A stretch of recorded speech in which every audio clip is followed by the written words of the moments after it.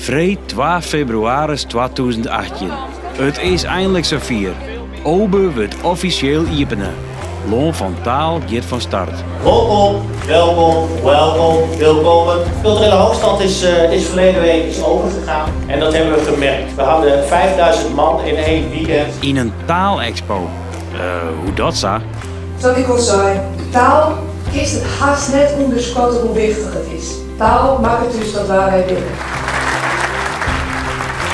In mijn hoofd vechten het Fries en het Nederlands telkens om voorrang. Ik woon al heel lang niet meer in Friesland, maar dit ga je er nooit meer uitkrijgen. Altijd het zin met patroons op lied en altijd vragen waar iemand wegkomt. De stad betinkt zijn wegen. Groetet, obus, obas, betiert mantiet nog, zijn schiemen en passanten. Uitstreken, tekenen van stof en sterren, strikt, maar alle zinnen iepen, het lucht te vastkrijgen. Nou, tjoh.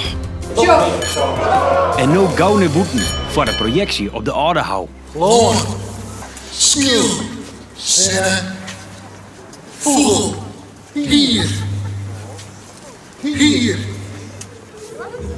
Van wie heb je dat? Apart net, jong. Wie heeft jou?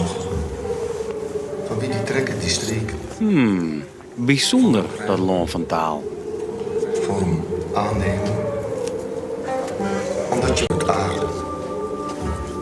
aangehaald wordt.